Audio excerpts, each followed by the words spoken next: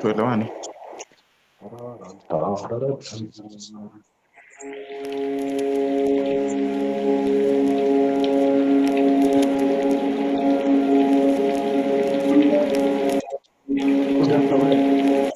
Unakulala.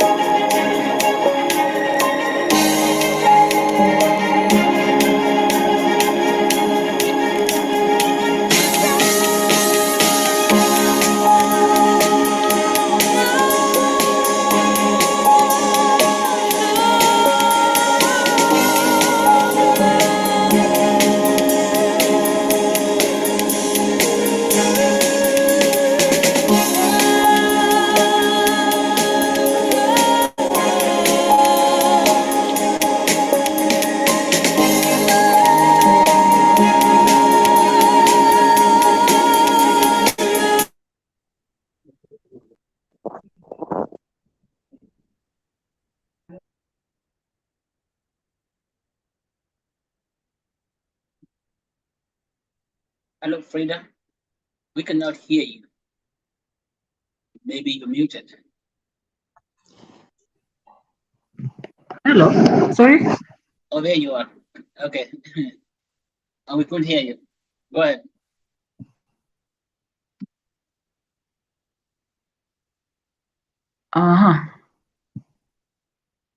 I don't see Grace here yet. So. This is not Grace. Glory. Oh, sorry. Yeah, Glory. Glory is here. Glory, you can go ahead. Yeah, Glory is here.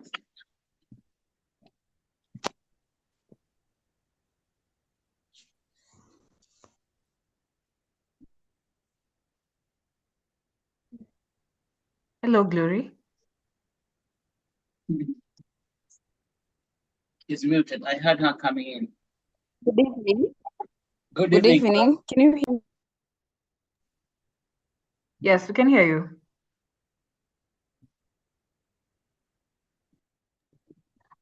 So welcome to our today's session.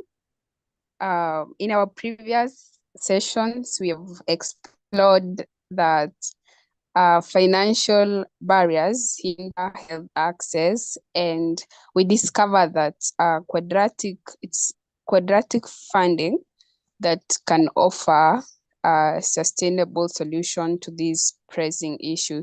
So today we will dive into a specific application of quadratic funding for health tech and startups.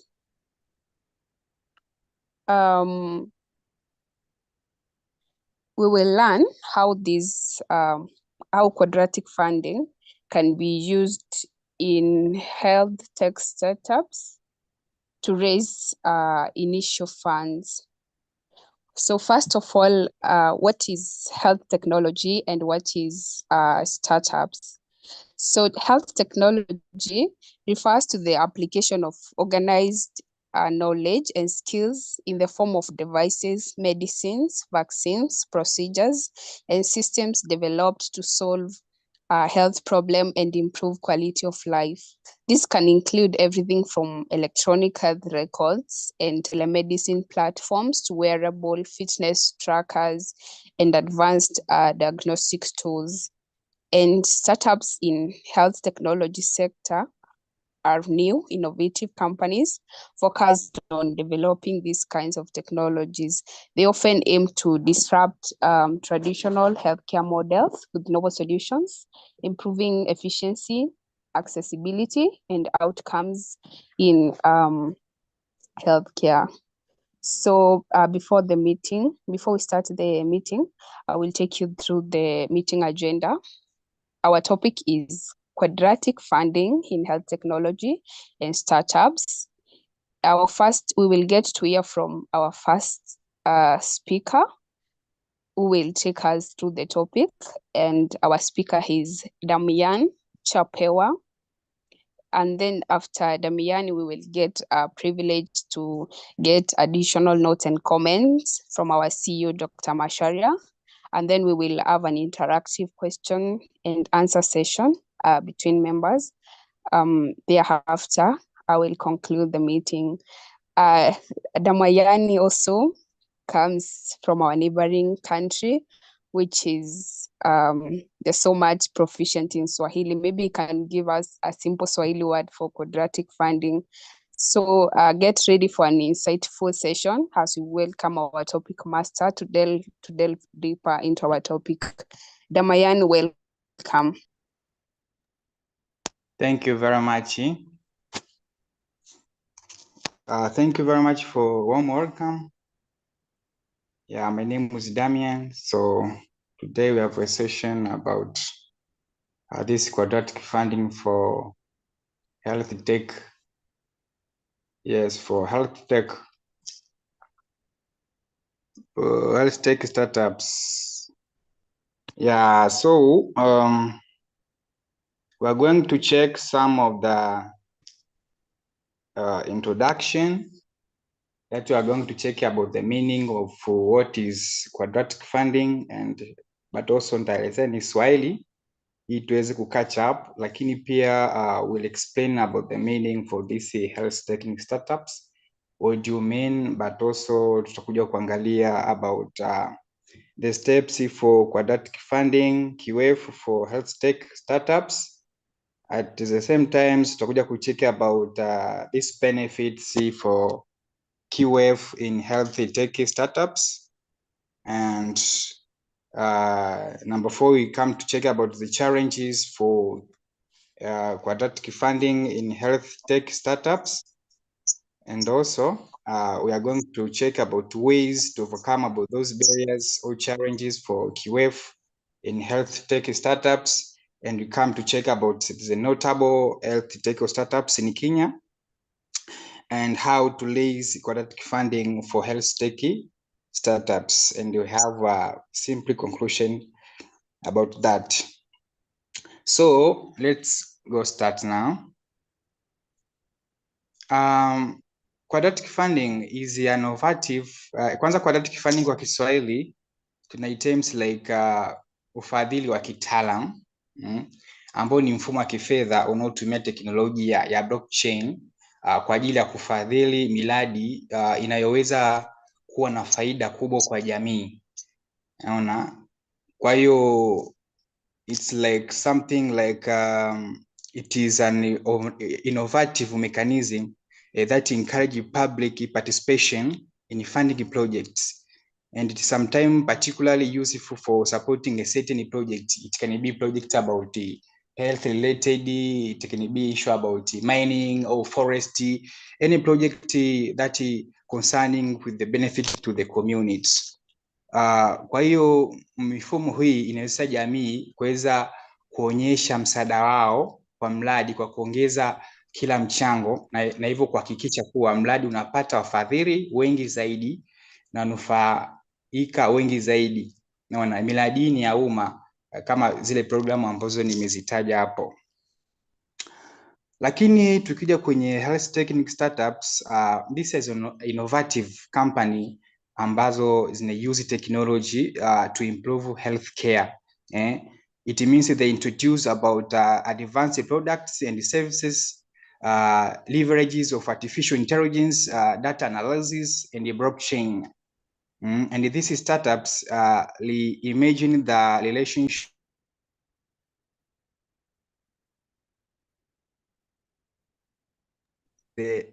Hello, are you getting me?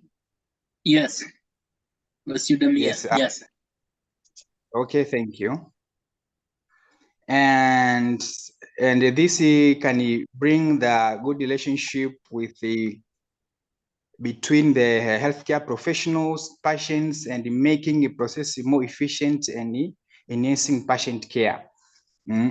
Kwa hiyo tunazungumzia kama vile ni huduma ambazo zinapatikana. So let's check about relationship. Kwa hiyo either examples that have been provided about this introduce about advanced product service. When you talk about this, do we mean that leverage artificial intelligence, data analysis, and the blockchain? How do we mean? Let's check the relationship here. You know, relationship among these, we're starting with advanced product and services, healthy tech startups create innovative products and services to enhance healthcare delivery. And this can include about issues of pharmaceutical products supply. There is issues of telemedicine platforms. There are use about personalized health applications. Is applications which it can be related to health related, like other application people are used to put their symptoms for diagnosis, you see, and other issues of diagnostic tools like MRI, CT scan, you see. So this it is all about advanced products and the services that have been provided. But another issue of artificial intelligence, AI, this it's like a pivotal role in health technology. For example, this AI is just using diagnosis. What is the mechanism behind? For here, they're just using AI algorithm to analyze the medical images like X-ray and MRIs to detect what a certain disease or conditions. So by doing this, it can be helped to solve certain problems because of this technology that have been involved to our country. But people want. At the same time, there are institutions they're just using about these predictive models. AI predicts about the disease outbreaks. They just provide about this patient outcomes and the drug response because of this technology. So it's like it simplify some of the treatment methods in order to provide or to improve health services. But also it is just using about this natural language processing, NLP. It extracts some of the insight from the clinical notes and the research papers. You can provide your symptoms and it can diagnose because it is simplified. And sometimes it's just to use data analysis. This data analysis, it can be from the healthy startups. That can be analyzes a vast amount of healthy data and provide some time of the clinical insights to identify the patterns, trends, and correlations. So this is how it related to artificial intelligence. But when it comes to blockchain, blockchain cha kwanza inabidi tutambue, I hope to the last sessions colleague wamesha speak and we understand, ni mfumo tu wa kuhifadhi data unaoshirikisha rekodi za shughuli mbalimbali zinazofanyika kwenye mitandao wa sarafu za kidigitali, na mara nyingi zinatumia teknolojia ya cryptocurrency kama vile Bitcoin ama Ethereum, ndio Kwa hiyo hapo inaruhusu kumbukumbu na malipo mbalimbali, shughuli nyingine kuhifadhiwa kwa usalama kwa uwazi zaidi.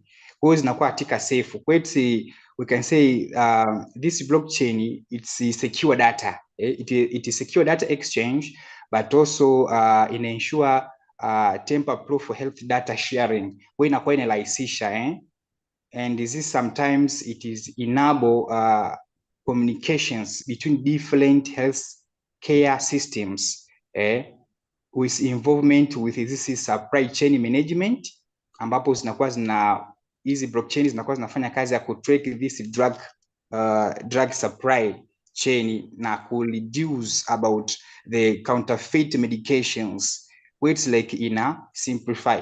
When summary I can say like this element intersected to create innovative health solutions to improve patient care and drive industry transformations. Are you getting there? So to go to topic 2, quantity 2, let's check now the steps for quadratic funding for health technology startups. First of all, health tech startups, it can be applied. Let's look about the general mechanism, the general definition. So quadratic funding in health tech startups are funding mechanism to encourage community participation in supporting projects that use technology in order to improve healthcare services. So we can see the steps are following. Cha kwanza kabisa, steps za kuweza create this care funding kwa ajili ya, we are just basing about this for health technical startups. First of all, there must be a project proposal. That is the first issue to consider. This can be starting by creating about a certain detailed project proposal that can be cleared outline to the LC to the health technical initiative. It is the impact and how it aligns with the public goods or community benefit. So here we're just addressing about a certain problem that has been addressed to a certain community for innovation solutions, which can be offering, you see. So hapa we're just looking about those issues. And number 2 is about crowdfunding campaigns. This launch about a crowdfunding campaigns to raise initial funds, and this can encourage community participations and emphasize the importance of small donations, like pharmaceutical supply maybe, or you use it as a platform like Kickstarter, or using of these local crowdfunding platforms. Where you can see like this, it can at least these campaigns helps in formulations of these quadratic fundings for the healthy technical startups. But number 3, it is all about transparency and reporting through regular updates. This can keep bakers informed about the project progress, share updates on milestones to achieve the challenges faced and how the contributions are making a difference. And there should be financial transparency about to maintain transparent financial records and show how funds are being utilized, and provide about a breakdown of expenses. So this we see on how transparent and reporting are very important to create about this CQF for health tech startups. And the 4th, it is all about to engage with the foundation and donors. So here we are just talking about wale donors ambao tunawalika kwa ajili ya kusponsor about any issues, na sisi hapa we are just dealing with health sectors. We just doing a research kuweza identify foundations, it can be NGOs, any NGOs au philanthropic organizations ambazo zina support about these health innovations, and this it can be aligned, tunatafuta zile NGOs ama any sponsors ambao wana align with the public health technology, ambao at least they're just having this kinds of knowledge about this public health. Lakini pia we just networking, ambapo we just attending conferences, workshop and networking events, connect to their potential donors and to share their visions. Nadhani on December we just having the conference to discuss about these issues. So this is a good networking for joining them in order to share the ideas, how they can be agreed with the contract and conditions about this quadratic fund to raise or to learn up about these healthy techy startups. And number 5, we can say to apply for matching funds. This is include about submitting proposal and leverage community. When you talk about to submit the proposal, this is all about matching about the funds from the organization that use about QF. You need to explain about the benefits and the community where it deserve the additional support. To leverage about the community support, to bring about the highlight about the number of the contributors to the community involvement. So this is how the QF rewards projects with the broad participations. And the last I can say, like, to advocate for quadratic funding in policy and funding discussions. Because we are just involving about to collaborate with the stakeholders, to engage with the policymakers, regulators, and industry leaders to advocate about the adoptions of quadratic funding as a funding mechanism for health tech and startups, to educate the fellow entrepreneurs, investors, and the publics about the quadratic funding. The more people to understand its benefits, it's more like it will gain the artist attraction. So after looking about those steps, so let's go to the benefits for quadratic funding in healthy technical startups. First of all, QF benefit for health technical startups, you must consider the strategies. One benefit is about the community engagement. This encourage a diverse range of bakers to contribute. The more people participate, and the greater the matching funds. You know, when you just involving people to these issues of welcoming donors, it's how we provide the greater matching funds. You know, local outreach engagement with the local community, healthcare professionals, patients. This is how we support the direct to the impact to the health innovations after getting these educations. And number 2 is all about transparency and reporting, as I've been said before, to provide about clear communications regularly, share about the progress updates, be transparent about how funds are used.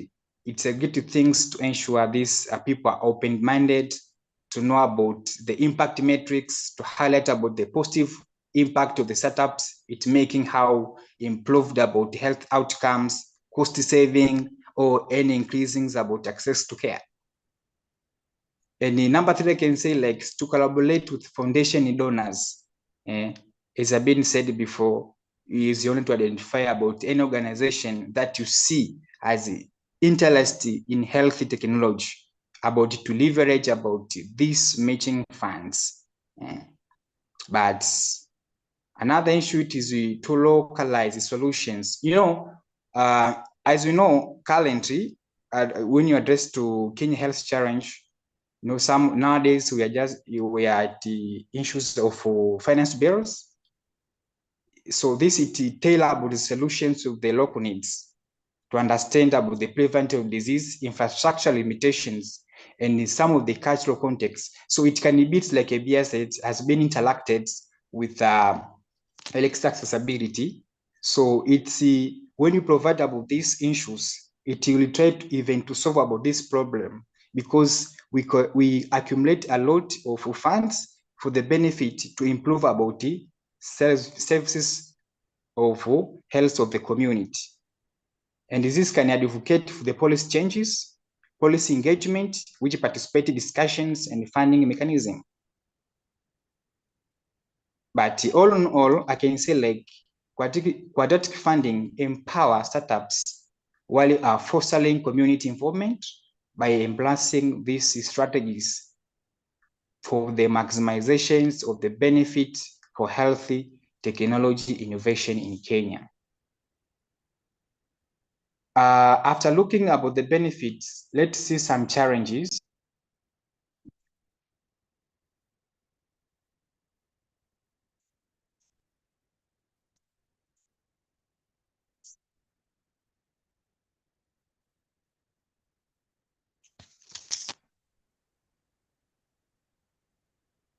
Yes, are you there? Yes, we're here. Damien, can you hear us? Yes, I hear you. Okay. Okay. Let's go to see some challenges for quadratic funding in health tech startups. You know, sometimes health tech startups encounter several challenges when scaling up their solutions. The first challenge is all about the personal data privacy. You know, during handling sensitive patient data require a robust privacy measures. You know, this can comprise about data protections laws and building trust with the users. It is critical for success, because you know, it can be at least bring some of the data, because some of the data are just keeping there are so sensitive. So it can lead to some diverse and can bring to that issues. Another issue is about funding limitations. You know, securing adequate funding is a constant struggle, and the health tech startups often face limited resources, making it challenging to invest in research, development, and marketing. But if you don't have some of the money to support for this research, or any issues for struggling about these funds, it can be a problem. So limited resources can be a problem or not to implement this issue. Another is all about slow adoption. Healthcare systems tend to adopt new technologies cautiously, convincing hospitals, clinics, and the practitioners to embrace about the novel solutions and be time of consuming. And another issue, it is all about limited access to data. We know access to comprehensive health data is crucial for developing effective solutions, but startups may struggle to obtain about relevant data due to privacy concerns or lack of interoperability. And this limited interoperability, it can be existing to healthcare system. It can be the complex issue. So lack standard interface, and it can be hinder some of the collaboration. But also another challenge, it is all about limited technical expertise. You know, health technical startups need specialized skill in both healthcare and technology, because we need the people at least to understand about this domain knowledges and the technical expertise. That can be challenging. If someone lack about this knowledge, it can be a problem. In the answer, it is all about the complicated reimbursement models. You know, sometimes navigating to the reimbursement process, such as dealing with insurance company in government payers can be daunting, and startups must be understand the payment structure and demonstrate about the value to stakeholders. If we get about the lost money, they must to repay it. But despite of this challenge, startups that persistent, innovative, collaborative, and prioritize patient outcome will find an opportunity for growth and impact. And these are some ways to overcome this challenge for quadratic funding in health tech startups. The first one, we need to have to collaborate in the network by joining about this industry association HIMMS ambao ni Healthy Care Information and Management System Society, ambazo zina involve about issues za association, connection na organization kama hizo. Kwa hiyo TMS ni zinasaidia pia katika collaborate na ku network.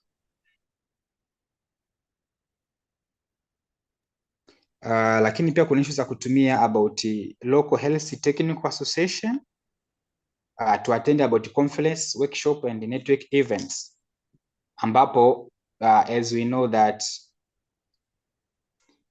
we have conference on December, so there must be a bridge for connection about this. And another issue, it is all about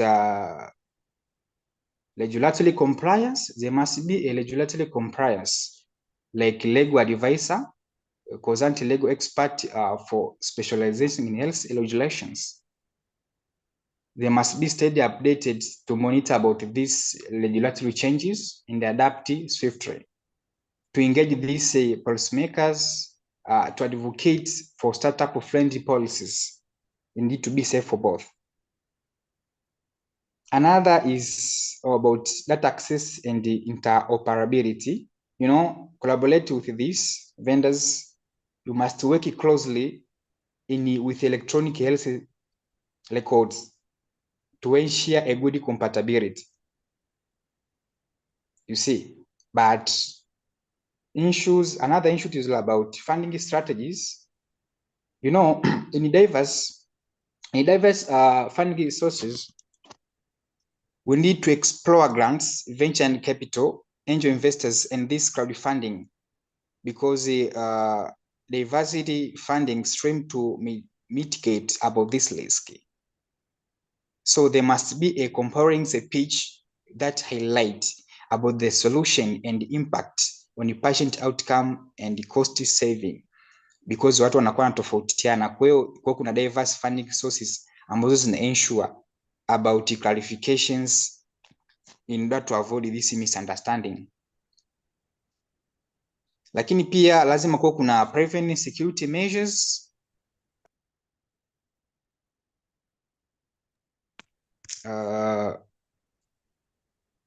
These encryptions, which is always doing the best access to control, to implement about the robust security protocol to safeguard patient.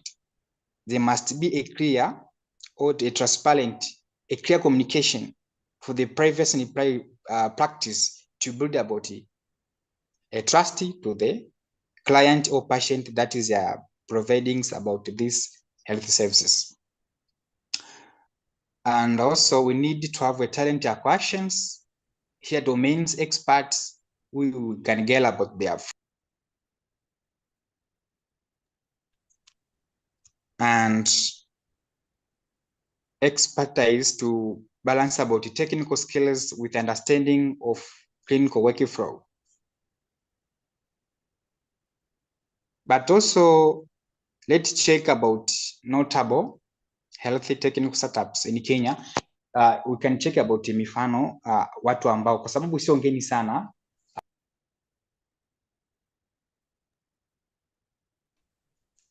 it is not ngeni sana kwa Kenya. Kuna samo ya mifano ambapo ilishaanza about to appreciate about these health tech startups.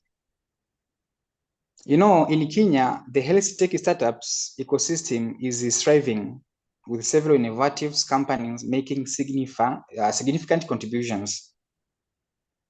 And kuna mifano kama kuna Ilala Health ambayo let us see about the mechanism. Ilala Health katika focus yao cha kwanza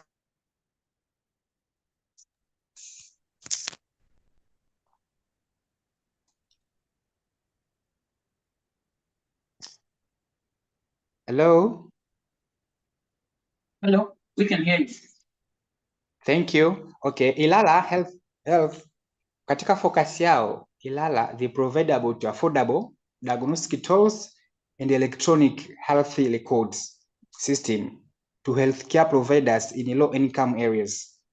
And the impact is that by distributing Ilala powered diagnostic devices, Ilala Health bridges the diagnostic gap in primary care, ensuring quality health care for understanding population.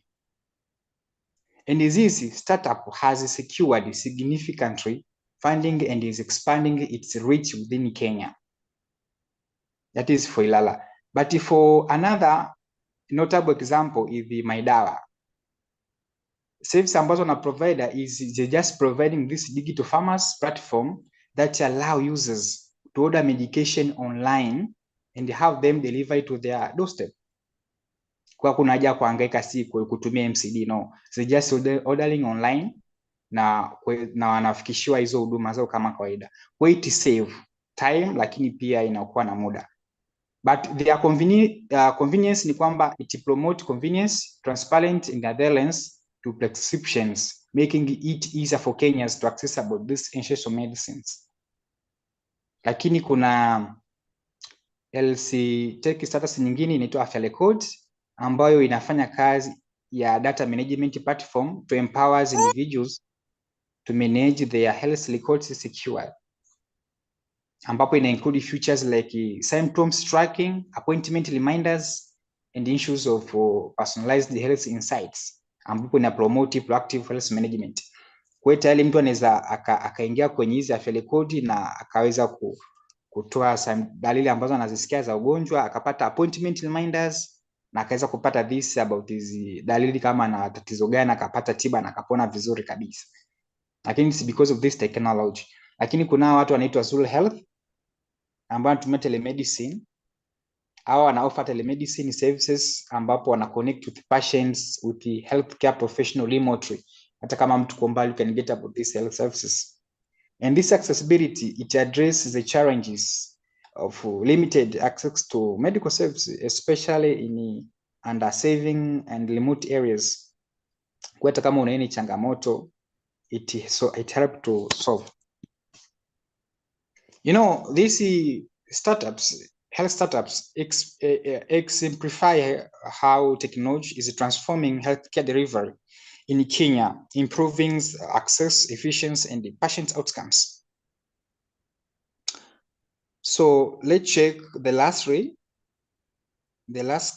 spot about how to raise this quadratic funding for health tech startups. The first issue is to understand the quadratic funding. What is quadratic funding, by the way? Have I been said before? It is a mechanism where contributions from individual donors are matched exponentially. It encourages about these small donations by amplifying their impact. And the more people contribute, the greater matching funds are collected. Number two is all about to build a strong case. There must be a clear, articulate, the health tech startups' missions, impact, and scalability to explain how the solution addresses a critical healthcare challenge in Kenya. It can be about maybe to prevent about to access issue concerning with preventing about cervical cancer, those strategies to provide education, any health-related issue. It can be, it must be a strong case to convince them. Or another is to engage with the community, to leverage about these existing networks, conference and the health-focused events, collaborate with other health tech startups and organizations, as we know that on next December, we are going to have about those scholar conferences that will involve a lot of these networks. This is some of the sponsors, if we might be present in the organization. So they're going to leverage about these existing networks. They're going to initiate about this healthcare so as we can get a good approach about them. And another, it is all about crowding funding campaign, launch crowding campaign only to attract individual donors. Lazima kampeni ziwepo ili kuweza kuwapata hawa donors kwa ajili ya highlight about this quadratic funding, quantitative funding models, and how multiplier effect. And number 5, it is all about to leverage local and international investors. We must have international investors to seek funding from venture capital firms, impact investors, and these philanthropic organizations. It can help sometimes, like this pharmaceutical supply. Showcase how quadratic funding can be accelerated to the impact of this to access these health technology startups. Government and the NGO partnership, autos, they must be involved, as you know that now government is not good at all in case of finance bill in Kenya, but they must have the government health agencies and the NGOs to support about these issues that have been demonstrated. So this, it can be put to the alliance goals in order to improve health services to the customer or client or community engaged. The another issue is about to track and to communicate the impact. These are doing only by regularly updating donors on the progressions, show on how their contributions lead to the tangible outcomes. But in conclusion, I can say like quadratic funding emerge as a powerful force in supporting healthy technical startups by democratizing investment, fostering the community engagement, fair distribution, community participation, and the quadratic formula in action, matching funds pools, and promote the local innovations. So quadratic fundings pave the way for transformative solutions in our community. It is not only, it's not just about funding only, but it's about collective impact and the transparency and empowering this even small entrepreneurs to shape the future for healthcare. Same thing. Thank you very much. I'm done. Thank you, Chapewa, for that educative presentation. So I will welcome Dr. Macharia to give further remarks about the topic. Dr. welcome. Well, thank you so much, Glory. Thank you, everybody, for being here.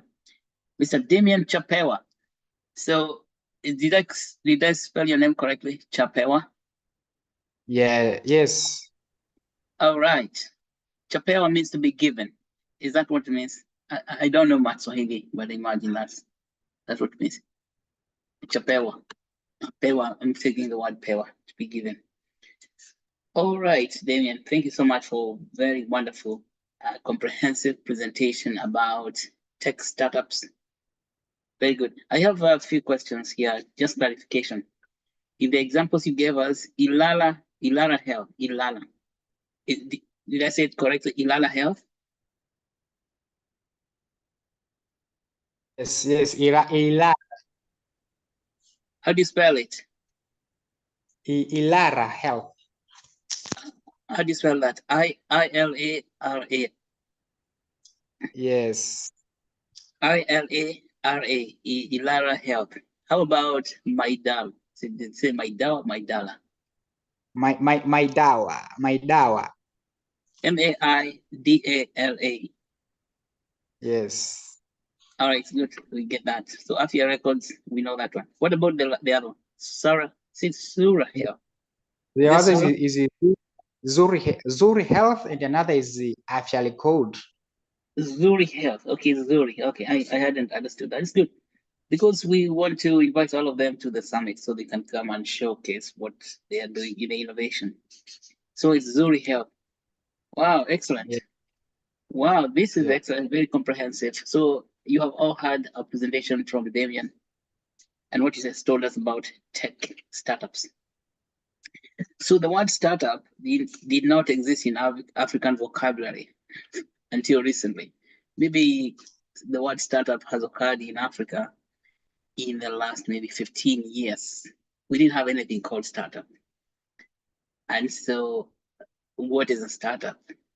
A startup is a new idea. As we're talking about in this translation commercialization classes, is a new idea that you're trying to turn into a company. That is called startup. And that process is very, very difficult. It is so difficult because it's like giving birth to a new thing. It's like going through labor on a continuous basis. It is long, grueling, and many with a lot of casualties. Yeah, with a lot of casualties. I mean, trying to start a business is very hard because it takes your entire being. So, so startup is extremely difficult and requires something called patient capital. So funding requires patient capital for a startup because you see 80 to 90% of the startups collapse within 5 years. Because why do they collapse within 5 years?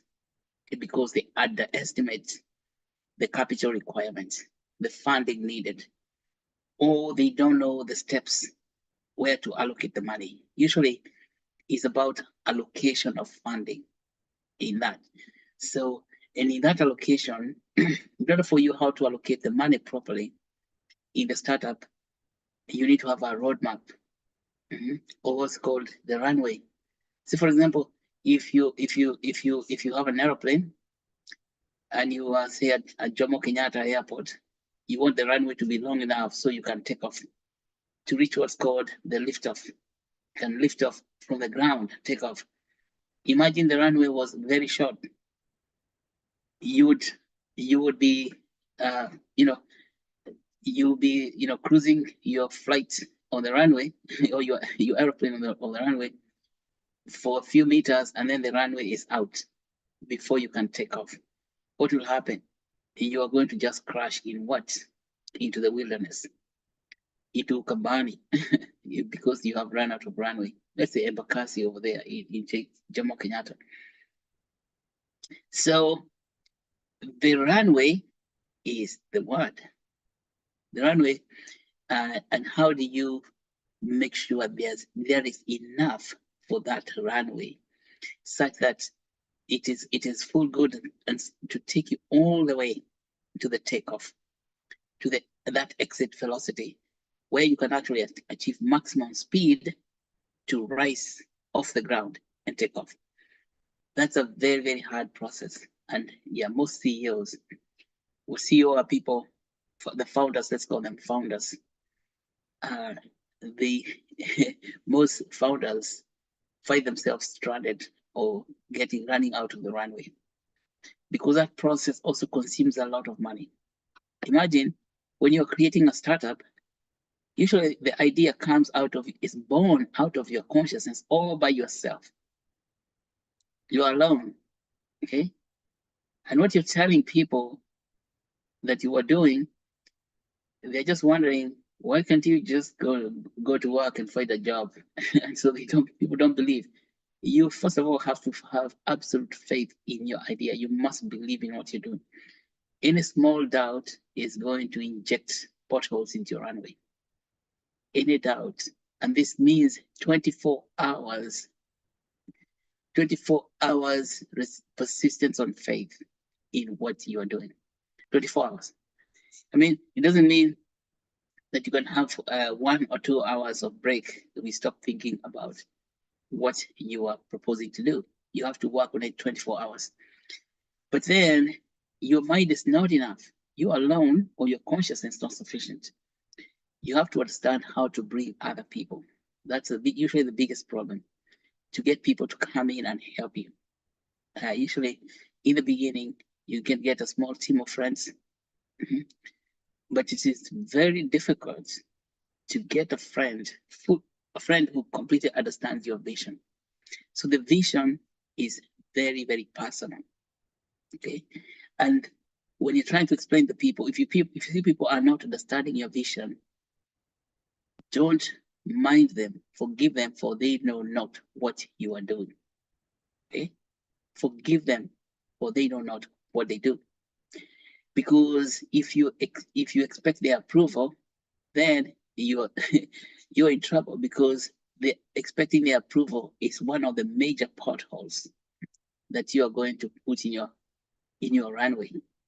The people will never approve of what you're doing. In fact, they'll be talking to you in very ridiculous language, which is insulting.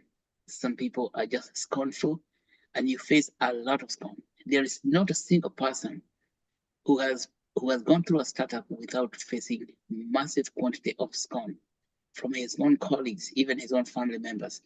So if you're being scorned, you're finding people who are scornful, telling you your thing will never work, don't give up. Those are people who are trying to to punch up potholes on your runway so that you don't take off. And then you are told, salute no one, by the way. That means that don't stop and pay attention to them.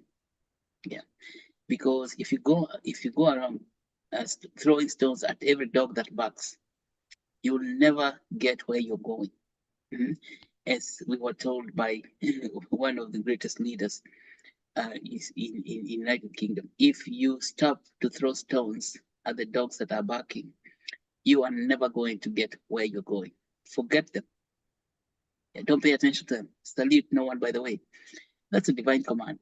So these are the general things of the startups. And serious challenges is having people, resistance from your own people, your own friends, even your own family members. It's people you trust, even your own spouse. Can we say that this one, his idea is just building castles in the air to make you feel bad about what you're doing? Talking words of scorn. So if you find people who are engaged in scorning your ideas, just don't get angry with them, because that's the best they know, how to scorn people. Forgive them, but they don't know what they do. I think that's something very important for let's say all founders. Everyone who wants to create something, is that you're going to face massive resistance.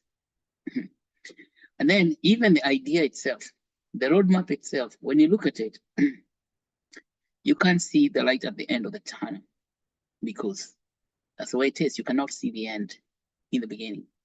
But when you close down, you go to sleep, you see the picture of the image of what you hope to achieve. You can actually see it, you can visualize it. And that is the picture you want to uphold. But when you wake up in the morning, you open up your eyes, you're faced now with the current reality. What do you call the current reality? I'm here to tell you that what you see as current reality is not real.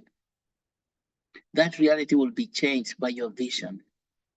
The reality, what we call reality, is not real. So what is real is what is in your imagination, what you're creating in your imagination, because you're going to bring it down and create it. But what you see with your evidence of your senses, like eyesight, the sense of touch, sense of smell, sense of taste, is not real. That is what is called the natural man trying to lie to you that these things are impossible, because the reality is different. You have heard in Swahili, people say, kwa ground, it's not Swahili, that's a slang of Nairobi. Kwa ground maneno iko different. Because there are things you're thinking about, but then there are things that are happening on the ground, at home. Then when you look at it, how is this thing going to work at home? Yeah. Don't worry about how it is going to work. By the way, the secret is to hold the vision, hold the space, hold the vision. And you cannot waver, hold the vision without wavering. In Christian terms, Paul calls that Christ consciousness. Being above. That's what he was telling, I think, what are they called? The Colossians. Things of things above. Forget about the things below. Things of things above. Those things that are above are things in your spirit. What you imagine is going to happen. Your vision is spiritual. Okay? Vision is not what you see with your eyes. Vision is something inside yourself. And that thing is above. So you're told, think of things above. And then if you hold your vision into the things above, even the things below, for those things are going to descend below. So don't trust your senses, like the natural man, the natural senses, the sense of sight, hearing, because all they are going to give you is complete evidence that that thing is not going to happen. So you're told you crucify your senses, nail them on the cross. You nail them, all of them. Nail the sense of eyesight. If it tells you that this thing cannot work, just nail it out there. Put a nail on it so that it gets fixed. Forget it. And then if you're hearing from people, nail your sense of hearing. And then if you're touching the thing, you say this thing is not tangible. And then it's not tangible, nail that one too. If you can't even taste it or smell it, nail those two. Those are the 5 nails of the cross. By the way, those people who follow the Christian religion, we're told that there were 5 nails on the cross. Those are the 5 nails. And after nailing those things, the evidence of your present senses, of your natural man, then you bury them. You bury them. You throw them in the sepulcher. And then only when you do that, it's when you're going to access that spiritual self, that vision that is stuck there. So it's not a painful physical pain that you're going to experience, but it's the agony of getting rid, letting go of what you're hearing. So in order for you to achieve what you hope to start up, to achieve what you hope to start up, you have to uphold your faith. And faith, you are told, is a substance. Faith is a substance of things hoped for. For those people who do biology, chemistry, and all that, they know what's a substance. Substance is something that you touch. And faith is this substance called faith, substance of things hoped for. And it's the evidence of things not seen.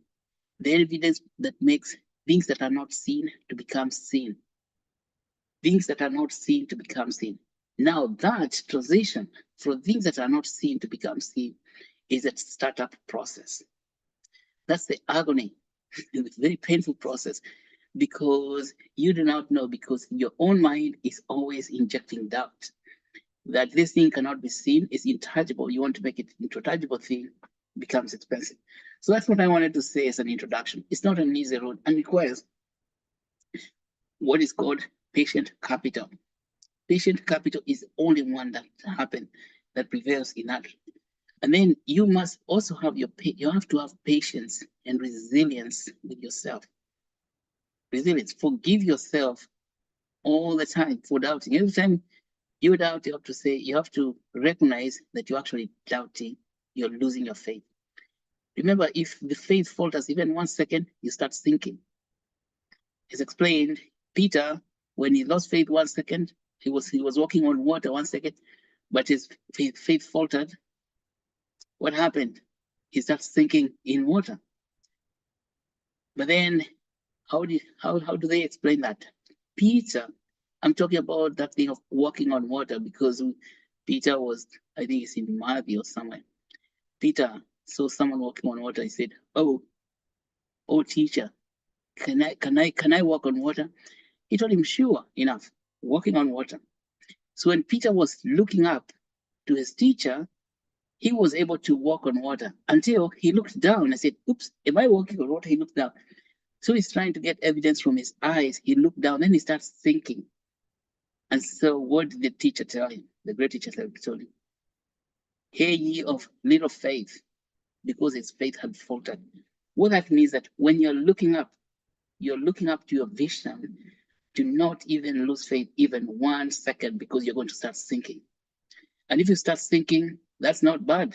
So long as you recognize it, you say that your faith has faltered, you start sinking, and you start doubting, You start listening to those naysayers, people telling you that you can't succeed.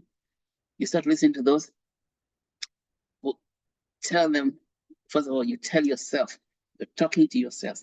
And the one you're talking to is the one in you, because the one in you is far greater than the one who is in the world. The one who is in the world is that natural man, yourself. So you want to tell the one, the one in the world, like, the one in you is far greater, has to tell the one in the world. That's just you having inner conversation. You're telling, be still, keep quiet, shut up. All right, be still, so that you stay that way. That's called holding the space. Holding the space. Holding the space. And it is when you hold the space that way, then everybody comes to help you. Those people who come to help you are called angels. And that's the term is called angel investors. So the patient capital that you raise comes from angel investors. Angels will not come to you if they find that you have faltering faith. Because people can detect, they can detect that this one is just saying stuff and then the next day he's not doing them. And for example, you've seen our Mr. Ruto there, who says one thing today, the next day he's saying something different. That is somebody who is misaligned, misalignment, that what is saying is different from what is doing. That is known as misalignment. So it talks about having perfect alignment, so that what is above is the same as what is below. What is above is the same as what is below. What is in your spirit is the same as what is in the world. The one in you is the same as the one in the world. See, it's called alignment. If there's any degree of misalignment, you start experiencing what Mr. Ruto is experiencing today. You can see example of misalignment. And it is very dangerous, misalignment for everybody. So you want to be very, very perfectly aligned to attract angels. These people are called angel investors. Once you're aligned, you don't even have to go convincing them. They can actually detect it. They can detect your degree of alignment. First of all, that degree of alignment means that you actually know what you're talking about. You have studied deeply to understand your project, your business. Your roadmap is clear. That you know, step 1, we shall do this. Step 2, we shall do this. Step 3, we shall do this. As you've heard, Damien told us the steps of quadratic funding. So having that detail is called detailed complexity, understanding the detailed complexity. Because complexity is of two types. The details of your idea is important to understand them. And that is what's known as your length of life. That you are one person who understands the detail of what you're talking about. You see, there's a lot of people who say that I'm doing something, and you will see them who are trying to make companies. But when you listen to them, they are lacking in so many details. Yeah, and we hear a lot, even in our discovery calls here, that if you do not understand it, do your homework before you continue. That's why you go to school, so that you can do things in detail. And you see, when if you're making a company, people will tell you, people you're trying to talk to them, if you don't have detail, they will be telling you, this one has no depth. It's another word, the depth. This one has no depth. So you want to be deep in your knowledge of what you are doing, so that nobody can come and tell you that, ask you a question, and then you don't know what's the next step. And if you don't know, you just need to admit that give me a few days, I'm going to find out and I'll tell you. Okay? Because today you cannot lack knowledge of detail of what you're doing. Because not only do we have Google that has given us access to a lot of knowledge, but you also have what? We also have GPT, artificial intelligence, that can augment your intelligence so that you can know how to present your work even better. That is known as detail complexity. The second complexity is known as dynamic complexity. Dynamic complexity means knowing how things are arranged in time series.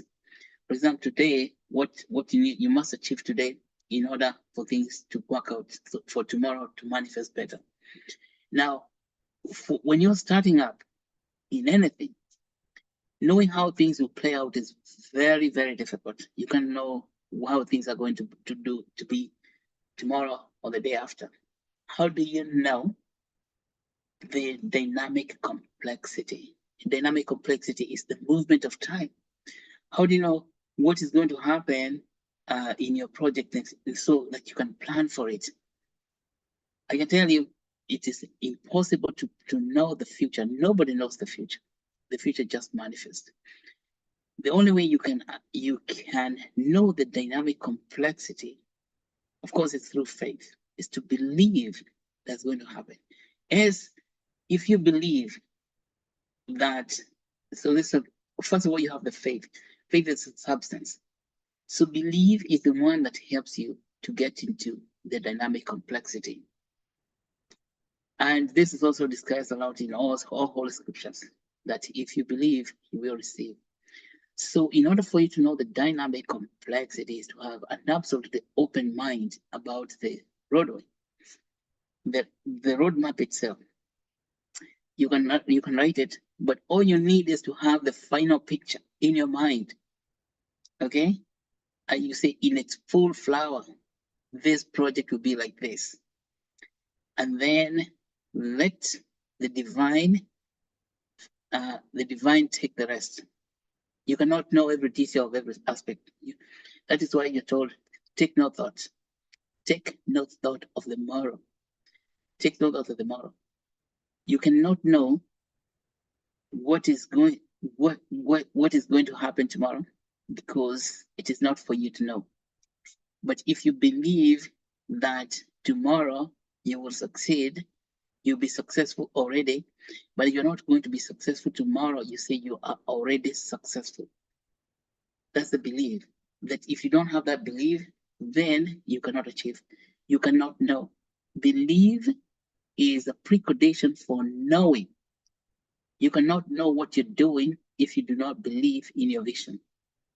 If you don't believe that your startup is going to be to acquire this bucket, you cannot know. So if you don't know, eventually then you do not know what you're doing. See that?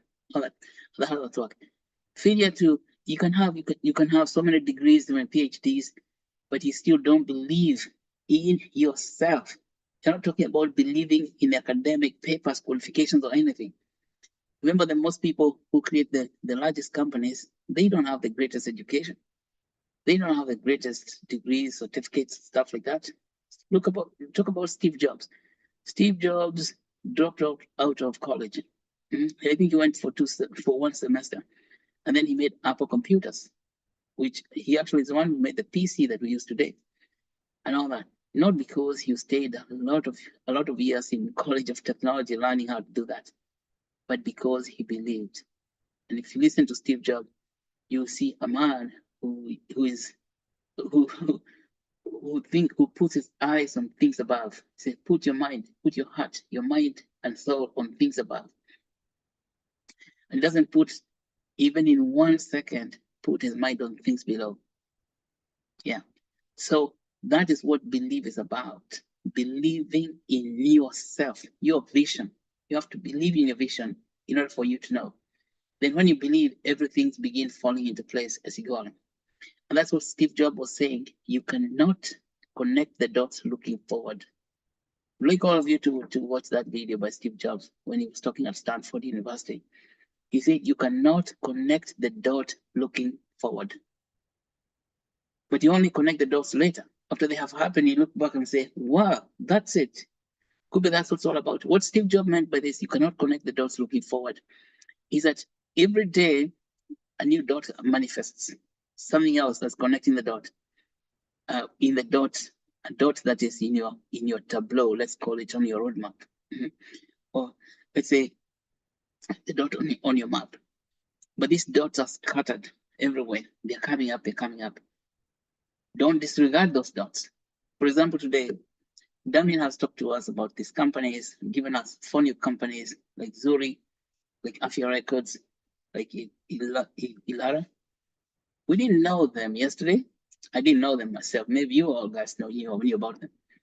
But now it means that we are going to invite them to the summit. See, so if you have to have an open mind every day, you're hearing things, but do not let those things go away. So things are manifesting in your face. So these things manifest to you by grace. Is that you wonder, how did he know? How does he know this? It is that thing, having an open mind, that you believe, and then things just happen to you. That is what you're told. If you believe, you receive. If you believe, you receive. Those who do not believe, they will die in their sin. That's what you don't believe, you die. If you believe, you receive and you live. So, see, that's what about. And that's even receiving from. So we talked about total alignment. We talked about faith. We talked about belief, so that angel investors can come. And it's by doing that everything. So you find that the work really is not external to you. The work is inner work, working in you could say inner work, we call it spiritual work, your own spirit, that holding the space. So to be a founder, to found an organization, to found a tech startup, is really can look very, very hard. And then once you're in that space of consciousnness, then it becomes very easy, and you're able now to do it and achieve. So I think those are things I just wanted to add about that. I just wanted to say that technology in health ranges from the biotechnology, which is called biotech, going to information tech. That's the full range. Between biotech and information tech is everything in human life. Between biotech and information tech. And it completes a whole circle. Okay, I tell you, I'm going to be very brutal now. After that, we can have questions and answers. So biology is what is your human body, your physical self. See, you're biological beings. So we create biotech products to improve the physical body of a human being. So there's a lot of biotech research, and this means that there's need for money funding to create biotech biotech products that come up are medicines, things that we put in a human body, whether they are infusions, all coming all the way from genetics to making tablets, medications for pharmaceuticals and all that. So that requires money. There is not a single, I don't know. I mean, biotech startups are where there are very few. Biotech startups in Africa are very rare. Why? Because supposedly it's very, very expensive. That is, you could say that's the current state of thought. Because funding is almost difficult to imagine. Because, for instance, today, to make a biotech startup, you will need billions of dollars to make new medications. Very hard. But that was before the blockchain came along. So biotech, and then biotech now becomes simplified a great deal by artificial intelligence, all this natural language processing, which is in artificial intelligence mode, the GPTs and such stuff. Particularly now, GPT is so advanced that's even able to understand protein folding for proteomics, even understanding genetic studies. So now we cannot say that we cannot do biotech startups even in remote locations, because we don't have the technical know-how. So technology for biotechnology translation is available, so that biotech is now, it helps us to get in medicine. Now, the biggest challenge is saying, how do you fund it? So before blockchain came along, people are doing crowdfunding using companies like Kickstarter. But I know now that Kickstarter is on the blockchain, and it's going to be, for all of you guys who are in biotech, it is or doing biology and stuff like that, even medicine. Kickstarter, you want to understand Kickstarter is on blockchain also, and it can do your crowdfunding, even quadratic funding, that way through Kickstarter. Kickstarter has maybe 25 years of experience in fundraising or crowdfunding. And now this is crowdfunding on the blockchain, which is very serious on steroids. So it's available. And so then you come all the way through biomedical devices, making devices that can be used in medicine, even that also very expensive process. But then you come all the way down to the information tech, which is like what Afia record is doing. That's biomedical health record. The health records and the health records, not only that's called health information systems, a very broad spectrum coming from the patient, how we collect the patient data, what you do with the data, patient encounter, doctor sees patient, to the laboratory data, to the imaging data, to what, the payment, how you collaborate, or how you connect with the payers, the insurance companies, and how you follow up with patients in the community. And even prescription drugs, how you manage prescriptions, even the drug supply chain. All those things, that's called health information system itself. That is after the biotech discovery and biomedical devices. And then there is all this health information system. I tell you, ladies and gentlemen, those are huge opportunities for business for you. Huge opportunities. So huge, because that field, those fields, they're untouched in Africa. So they are waiting for this young generation to come and make startups. But what you want to understand, that making a startup is not an easy thing. It's a spiritual event. Okay, it's a spiritual event. It's up there. It's not something you can do by wishful thinking. It's not even a physical man. You have to invoke the man above, the man or the woman above, the one in you who is far greater than the one in the world. That's not difficult. It's just a state of consciousness.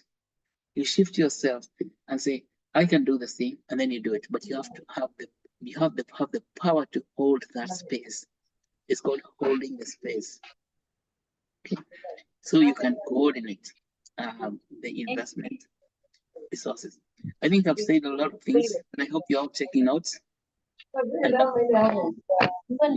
these videos are available through YouTube. We stream them so that you can see them and watch them. And those people who have questions, you can ask questions now, or you can even ask questions as we go along. But thank you so much. Back to you, Glory.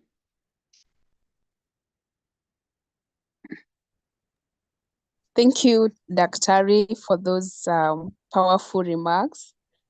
I think conversation about quadratic funding are always interesting.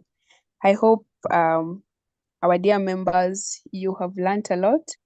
And now I will welcome any comments about the topic or questions. You can raise your hand to speak, or you can just type through, you can direct your question through chat box. So I welcome any question or comment about the topic.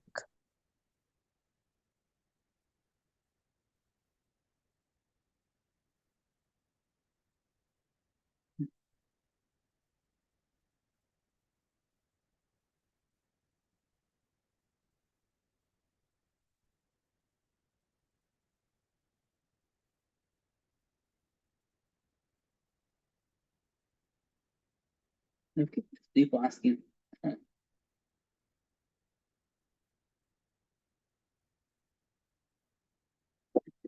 So I think as people are preparing questions, I just want to add that quadratic funding makes it possible now to two things. One thing is collaboration in financing projects. Before in a traditional finance system, it was be very hard to raise money. You have to go and pitch to a group of investors, a small group, and then they're always rejecting so many because there are just a few. But quadratic funding makes the funding process democratic, that you can have the entire population participating in funding a project. That's a beautiful part of it. And that beauty, it also maximizes the particularizability. Particularizability is that you can now fund projects that are very specific, addressing specific conditions in specific location. Specific conditions for specific locations. That is what Damien told us. That I wrote a book about that a long time, about in 2010, and I called it Maximizing Particularizability. You know, that is counter going to what's called maximizing generalizability. If you allow me to indulge in that in 1 minute, what is generalizability? You know, for all of you in healthcare and medicine, and of course doing population studies, even writing dissertations, the question you ask all the time by your professors is this idea generalizable?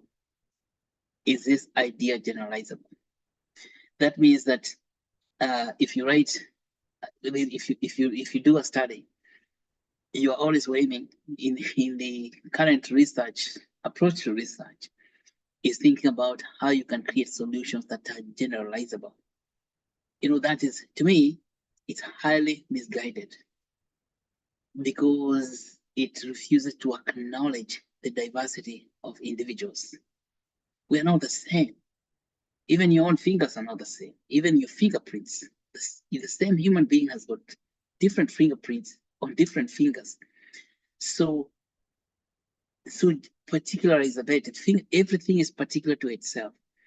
So talking about generalizability is a serious adventure in missing the point. And that is what has created this called healthcare meta crisis. For example, the World Health Organization is built on philosophy of maximizing generalizability.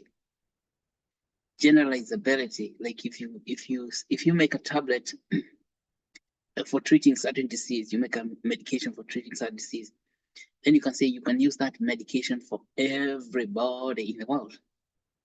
Yeah. And then they're trying to say, how can we distribute this medication to every single human being wherever they are? That's a great idea. That medication is made by one company. And that company is going to be made in the same systematic process. That's the same. So everything is standardized.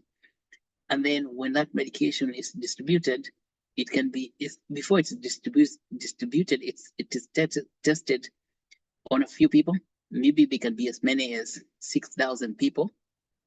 But supposing they tested the medicines in, say, Boston population living around Boston area, that barely represents even the United States, because the United States is very huge, about 50 states.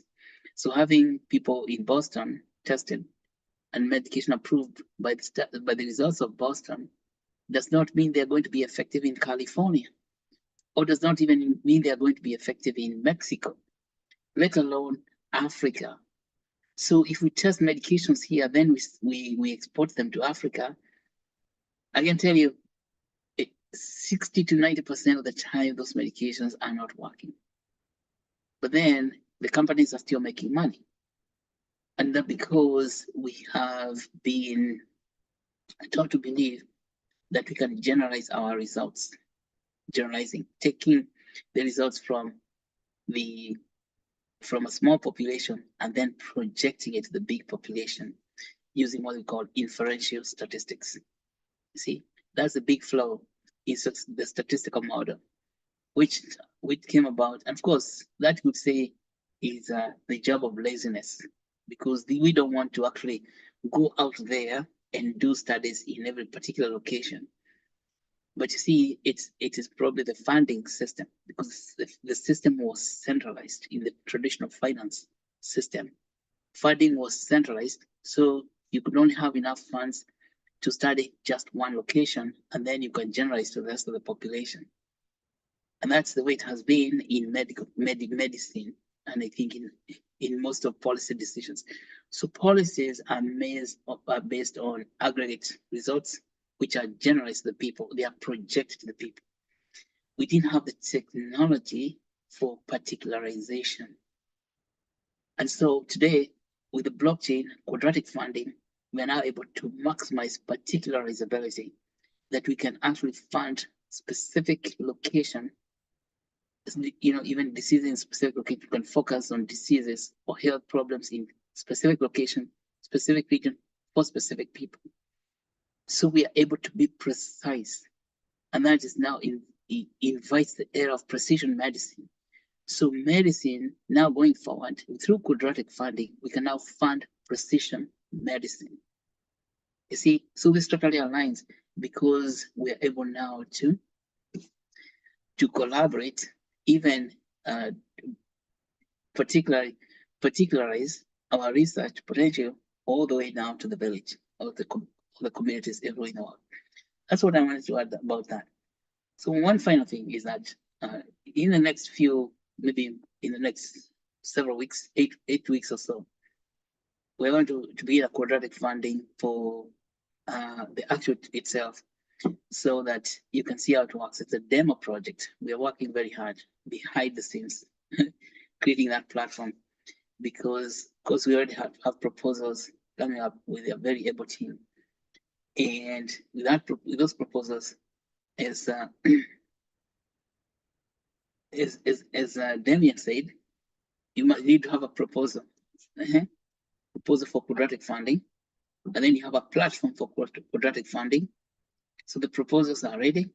Now is the platform that we are working on, and then so we can start rolling it out in the next quarter of this year, so that by December at the summit, we will have examples of how this quadratic funding is working in biomedicine translation.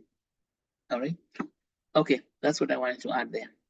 So, and you will see announcements through our newsletters, and of course during our lunch-one sessions like this one, about that quadratic funding system, how it's going to work, and ask you to participate. Yeah. Okay. Well, thank you. Back to you. Any questions so far, Glory? Thank you, Daktari. Salome says the presentation was so nice, and thanks for that. Thank you, Salome. There's no any other question or comment, Daktari. Okay. Thank you, Daktari. We have really learned that by leveraging quadratic funding, these startups will overcome financial barriers, ensuring community-backed support for impactful health tech advancements. And of course, now this collaborative funding model will accelerate the development and implementation of transformative health technologies. So, oh,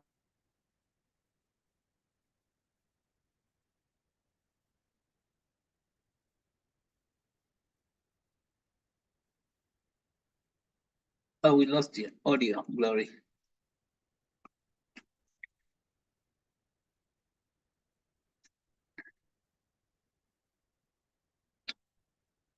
Hey, Glory. Well, I think she dropped.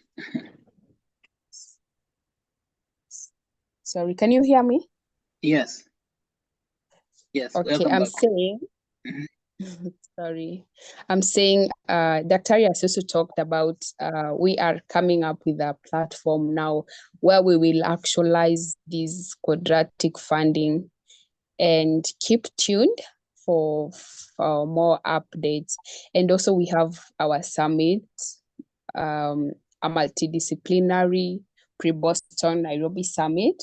You can also check on our website and consider applying as a speaker. This is a golden opportunity to share your insights and contribute to the dialogue on advancing health innovations.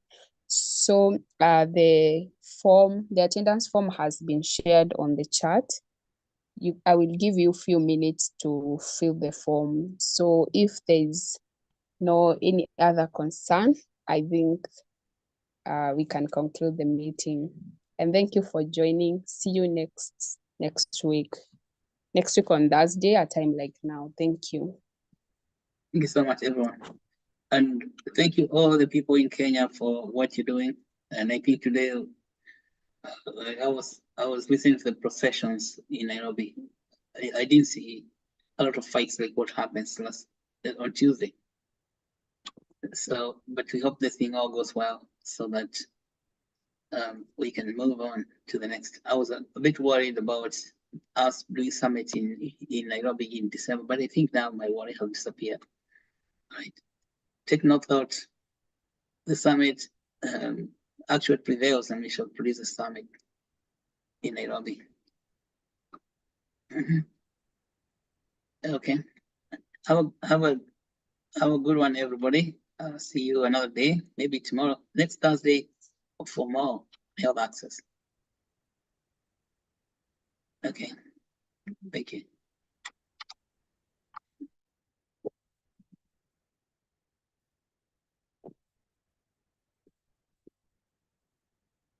So once you finish filling the form, you are free to leave. Bye-bye.